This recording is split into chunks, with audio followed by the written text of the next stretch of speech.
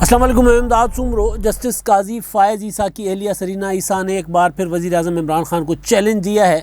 माजी में दिए गए चैलेंज वज़ीर आज़म इमरान खान ने कबूल नहीं किए। अब फिर सरीना ईसा ने एक ख़त लिख कर इमरान खान को कहा है कि आप अपने असासे ले आएँ, मैं अपने असासे ले आती हूँ, सवाल जवाब होंगे, आप अपने टैक्सेस की अदायगी का हिसाब किताब दें, मैं अपने टैक्सेस की अदायगी का हिसाब किताब दूँगी, आप अपने ज़राए आमदन का हिसाब किताब दें, मैं अपने ज़राए आमदन का हिसाब किताब दूँगी और फ़ैसला कौम करेगी, मगर आप ऐसा करेंगे नहीं। ख़त लिखा है जस्टिस सरीना ईसा ने इमरान खान साहब को, और ख़त उन्होंने उनके ख़िलाफ़ जो एक और नज़रसानी की दरख्वास्त, क्यूरेटिव नज़रसानी की दरख्वास्त जो है वो की गई है इमरान खान हुकूमत की तरफ से। वो जो उनकी असासों की छानबीन थी, supreme court, supreme judicial council, और उससे होता हुआ मामला नज़रसानी पे आया। नज़रसानी में जस्टिस काजी फ़ायज़ ईसा के हक़ में फ़ैसला आ गया, तो उसके बाद हुकूमत एक और नज़रसानी, यानी कहा जा रहा है कि अदालती तारीख़ में ऐसी नज़ीर कम मिलती है, बल्कि नहीं है, जो उन्होंने ख़ुद भी ख़त में कहा है। और फिर कहा जाता है कि जी इंडियन मिसालें वगैरह लेकर इस तरह किया जा रहा है कि वहाँ कुछ ऐसी मिसालें मौजूद थी। तो इसी वजह से हुकूमत पाकिस्तान ने एक और नज़रसानी की दरख्वास्त की है कि जनाब उनके जो असासे हैं उनकी तहकीकात करने दी जाए। बुनियादी तौर पर मामला जस्टिस काजी फ़ायज़ ईसा साहब का है, ज़ाहिर है, लेकिन काजी फ़ायज़ ईसा साहब को निशाना बनाने के लिए उनकी ख़ानदान, उनके अहले खाना, उनकी बेगम, उनके बच्चों को, उनकी जायदादों को आगे किया जा रहा है। वहाँ पर कंधे पर बंदूक, उनके कंधे पर बंदूक रखकर चलाने की कोशिश की जा रही है। और असल मसला जो है वो है काजी फ़ायज़ ईसा साहब का चीफ़ जस्टिस बनना, जो बनेंगे 2023 में, सितंबर 2023 में सीनियरिटी लिस्ट के मुताबिक, अगर वो सुप्रीम कोर्ट के जज बरकरार रहते हैं। अगर ये जो उनके ख़िलाफ़ जितनी भी चीज़ें हैं ये नाकाम होती हैं, जिस तरह पहले हुई, कि ज़ाहिर है ये सारा कुछ हो तो रहा है कि काजी फ़ायज़ ईसा साहब को बाहर निकाला जाए अदालत से, और उसके पीछे असल वजह जो है वो 2023 के इंतखाबात हैं। पॉलिटिकल मैं रीज़न बता रहा हूँ, क्योंकि इमरान खान साहब जो हैं वो आज़ाद मंश जज, तो आपने देखा होगा कि पीछे सिंध हाई कोर्ट के चीफ़ जस्टिस अहमद अली शेख साहब का मामला किस तरह हैंडल किया गया, कैसे उनको रोका गया। अब उनकी सीनियरिटी चौथी बार उनको नज़रअंदाज करके उनकी जगह अब लाहौर हाई कोर्ट से एक ख़ातून जज जस्टिस आयशा मलिक साहिबा को लेकर जाया जा रहा है। और 9 सितंबर को इजलास है, और वकला की स्ट्राइक और मुल्कगीर स्ट्राइक पहले भी दोबारा भी होगी। तो यहाँ पर मामला उसी तरह का है कि इमरान खान साहब 2023 के इंतखाबात जीतना चाह रहे हैं।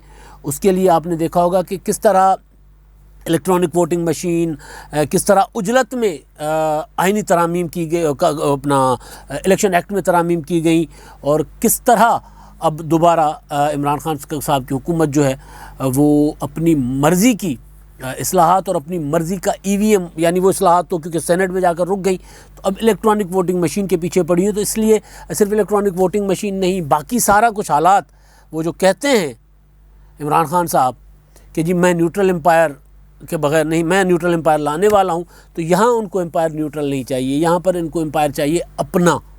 तो वो अब पता नहीं अपने, क्योंकि जज तो जज होते हैं। जज नवाज़ शरीफ साहब के मुतल्लिक़ कहा जाता था कि वो इस इंतज़ार में थे कि साकिब निसार साहब आएंगे तो फिर मामला उनका जो पनामा वाला है वो बेहतर हो जाएगा, हल हो जाएगा। और इसी चक्कर में उन्होंने वहाँ पर सुप्रीम कोर्ट में कि जनाब वहाँ पर जज अपने बैठे हुए, तो उन्होंने सुप्रीम कोर्ट से, हालांकि उस वक्त हम भी चीखते रहे, काफ़ी सारे सियाने लोग, ख़ास तौर पर पीपल्स पार्टी तो ऑन रिकॉर्ड है कि वो कहते रहे पीपल्स पार्टी वाले कि मियाँ साहब जो पनामा का मामला है ना, पार्लियामेंट्री कमीशन मिले हैं, पार्लियामेंट के ज़रिए हल करवाएं इसको, इसका कोई अदालत वगैरह में ना जाए। लेकिन मियाँ साहब ने ख़ुद उस वक्त के चीफ जस्टिस को ख़त लिख कर पनामा कमीशन बनवाया था, और फिर मामला इतना आगे चलता गया, तो वो समझ रहे थे कि हमारे अपने आएंगे, यानी साकिब निसार साहब, तो फिर मामला अपने हाथ में होगा। तो ऐसा हुआ नहीं था। फिर साकिब निसार साहब ने जो कुछ किया मियाँ नवाज़ शरीफ साहब के साथ और उनकी हुकूमत के साथ, वो तारीख़ है। अब मुस्लिम लीग नून, ज़ाहिर है वो रोना कहें या तकलीफ़ के साथ कराना कहें, जो भी कहें, वो मुस्लिम लीग नून नवाज़ शरीफ साहब अब करा रहे होते हैं, कहते हैं मैं तकलीफ़ में हूँ, मैं बाहर बैठा हूँ। ज़ाहिर सज़ाएँ उस दौर में हुई थी। तो इमरान खान साहब का ख्याल है, मतलब ये जो मैं अंदर की बात बता रहा हूँ, उनका ख्याल है कि अगर 2023 के इंतखाबात के दौरान जस्टिस काजी फ़ायज़ ईसा साहब रहे जज, क्योंकि वो इंतखाबात के करीब यानी कुछ अर्सा पहले चीफ़ जस्टिस बनेंगे पाकिस्तान के सीनियरिटी लिस्ट के मुताबिक। सितंबर 2023 में रिटायर हो जाएंगे उमर अता बंदयाल साहब, वो भी चीफ़ जस्टिस बनेंगे। अपना फरवरी में, तो उनके बाद फरवरी 2022 में तो वो रिटायर हो जाएंगे सितंबर 2023 में। तो उनके फ़ौरन बाद ज़ाहिर उनके बनने हैं चीफ़ जस्टिस जस्टिस काजी फ़ायज़ ईसा साहब, और काजी फ़ायज़ ईसा साहब बिल्कुल उन दिनों में चीफ़ जस्टिस बनेंगे जिन दिनों इंतखाबात की कैंपेन चल रही होगी, अगर 2023 में इंतखाबात होते हैं। इमरान खान साहब जो हैं वो क़ब्ल अज़ वक्त इंतखाबात की बातें भी इसी वजह से कर रहे हैं कि वो चाह रहे हैं कि जस्टिस काजी फ़ायज़ ईसा को अगर कोई नुकसान यानी अगर वो नहीं हो सकते अलग सुप्रीम कोर्ट से, उनके मामलात उसी तरह रहते हैं जिस तरह हैं, चाहे वो तंग हैं, चाहे उनके पास मुकदमात हैं नहीं हैं, लेकिन क्योंकि वो अगर होंगे तो सीनियरिटी उसूल के मुताबिक उन्होंने चीफ़ जस्टिस बन जाना है। तो खान साहब वो जो क़ब्ल अज़ वक्त इंतखाबात की, कल भी मैंने आपको बताया था कि उन्होंने मीटिंग्स की हुई हैं, कल की थी KP के पंजाब के पार्टी तंजीमों के साथ, तो वो क़ब्ल अज़ वक्त इंतखाबात का जो है उसके पीछे एक खौफ, एक तो है कि अपोजिशन की तैयारी हो जाएगी, दूसरा ये कि अगर काजी फ़ायज़ ईसा साहब आ गए तो फिर मामलात उसी तरह इंडिपेंडेंट हो सकते हैं जिस तरह ढस्का के इंतखाबात में आपने देखा था इलेक्शन कमीशन इंडिपेंडेंट था, तो इलेक्शन कमीशन ने वो नहीं करने दिया जो हुकूमत करना चाह रही थी।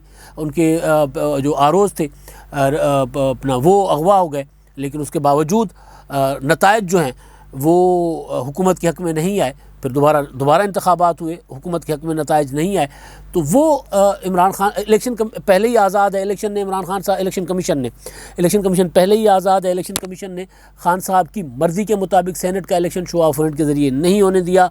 इलेक्शन कमीशन खान साहब की मर्ज़ी के बरखिलाफ़ जाकर, अगेंस्ट जाकर इलेक्शन कमीशन EVM पर एतराज़ कर रहा है। खान साहब कह रहे हैं कि नहीं, मुझे इलेक्ट्रॉनिक वोटिंग मशीन चाहिए। तो ये सारा मामला बुनियादी तौर पर सारा जुड़ रहा है 2023 या अगले आम इंतखाबात के साथ। तो इमरान खान साहब अगर ये देखेंगे, वो जो क्यूरेटिव जो नज़रसानी की दरख्वास्त उन्होंने दायर की है, जिस पर काजी फ़ायज़ ईसा साहब की एहलिया उन्होंने ख़त लिखा है, वज़ीर आज़म इमरान खान साहब को खुला ख़त लिखा है। पहले भी वो चैलेंज कर चुकी है मनाज़रे का कि आएँ आप अपने असासे बताएँ, मैं अपने असासे बताती हूँ। अब उन्होंने ख़त लिखा है, ख़त में उन्होंने लिखा है कि जब जब मेरे फैमिली, मेरा ख़ानदान तकलीफ़ में था, परेशानी में था, तो मेरे और मेरे शोहर के ऊपर आप लोगों ने हमले किए। उन्होंने लिखा है कि जी मई 2019 में मेरे वालिद का ऑपरेशन हो रहा था, मेरी बेटी के यहाँ बच्ची की पैदाइश हुई। उस वक्त कहा गया कि मेरे जो जितनी भी प्रॉपर्टीज़ हैं वो मेरे शोहर काजी फ़ायज़ ईसा की हैं, और उस बुनियाद पर उनके ख़िलाफ़ एक झूठा रेफरेंस दायर किया गया। 25 जून 2020 को मेरे वालिद साहब ने आखिरी सांसें ली तो मुझे FBI की तरफ से 9 नोटिस भेजे गए। अपने वालिद साहब का सोग भी सही तरह मना ना सकी। मुझे हालिया दिनों में पता लगा कि मेरे गले में थायराइड है, क्योंकि वो बीमार थी, पिछले दिनों उनको कोरोना में भी मुब्तला रही, तो उसकी वजह से थायराइड बढ़ गया। थायराइड है जिसकी सर्जरी होनी है, और मैं परेशान हूँ, और मैंने फ़ैसला किया कि इसके लिए मैं अपने ख़र्चे पर स्पेन जाकर सेकंड ओपिनियन लूँ, तो वहाँ से जाके राय लूँ डॉक्टरों की कि सर्जरी होनी है, जो भी इलाज होना है वो करवा लूँ। तो मुझे मीडिया से पता चला कि सुप्रीम कोर्ट में हुकूमत की तरफ से मेरे ख़िलाफ़ एक और पिटिशन नज़रसानी की दरख्वास्त जो है वो दायर की गई है, जो और जवाबित सारे तोड़ते हुए क्यूरेटिव नज़रसानी, क्यूरेटिव पिटिशन, मतलब कि एक और नज़रसानी के ऊपर नज़रसानी जो कि होती नहीं है। वो लिखती है कि जी मैंने अपने ख़त लिखे इसके लिए कि जी मुझे उसकी कॉपी दी जाए, मुझे वो कॉपी भी नहीं मिली। तो अब मीडिया से मुझे सारा कुछ पता चल रहा है इस रवैये का, और आपकी वजह से वज़ीर आज़म साहब को लिख रही है कि आपकी वजह से मैंने आइन पढ़ा, आपकी बदौलत, और मुझे अब आइन की कुछ समझ आ गई है। तो इस तरह की कोई गुंजाइश तो मौजूद नहीं है, लेकिन क्योंकि आप कर रहे हैं और आइन इजाज़त नहीं देता, और दोबारा रिव्यू की तो लेकिन आप लोग कर रहे हैं। और वैसे भी ये जो आप वही हैं जो आमिरों की खिदमत करते रहे हैं, आइन बदलते रहे हैं और वफ़ादारियाँ ख़रीदते रहे हैं, तो जिन्होंने आइन का बेड़ा गर्क किया। बहरहाल उन्होंने काफ़ी सारी इसमें बातें की, और वो ये भी कहा है कि जो मेरे ख़िलाफ़ प्रॉक्सीज़, यानी एक सहाफ़ी के एक नाम नहाद सहाफ़ी नाम लिया है उन्होंने, ज़हीर अहमद, उनके ज़रिए आर्टिकल्स लिखवाए गए और उनकी बुनियाद पे ये दरख्वास्त दायर की गई। उससे पहले अब्दुल वहीद डोगर साहब थे, उनके आर्टिकल्स की बुनियाद पे सारा कुछ किया गया था। तो प्रॉक्सीज़ मेरे ख़िलाफ़, हमारे ख़ानदान के ख़िलाफ़ चल रही हैं। आपकी पार्टी का नाम है तहरीक इंसाफ, लेकिन उसके पास मेरे लिए इंसाफ नहीं है। तो आगे चलकर वो लिखती है कि जी मैं आप कबूल करें, मेरा ये चैलेंज कबूल करें, आमने सामने बैठें, आमने सामने बैठकर आप टीवी पर पूरी कौम देखे। आप अपने असासे बताएं, आप अपना ज़राए आमदन बताएं, मैं अपने असासे बताती हूँ, मैं अपने ज़राए आमदन, आप अपने टैक्स रिटर्न्स बताएं, मैं अपने टैक्स रिटर्न्स बताती हूँ, आप अपने गोशवारे बताएं, मैं अपने गोशवारे बताती हूँ। उन्होंने ये भी कहा कि आपने तो वो यानी इतना इंसाफ का बोलबाला किया है कि बनी गाला जहाँ पर तामीरात की इजाज़त नहीं थी वहाँ आपने महल खड़ा कर दिया, अपना वो बना दिया। तो बहरहाल वो ये भी कह रही हैं कि अगर आप आमना सामना नहीं करना चाहते तो किसी अच्छे से वकील से लिखवा के जवाब दे दें, मुझे जवाब भेज दें, और जो मैं जवाब भेजूँ आपको वो जवाब जो है उसको टीवी पर नशर करने की इजाज़त दी जाए। और मेरा ये जो ख़त है, मुझे यकीन है कि मेरा ख़त टीवी पर नशर नहीं होने दिया जाएगा। अब ये जो मामला है जस्टिस काजी फ़ायज़ साहब का पुराना है।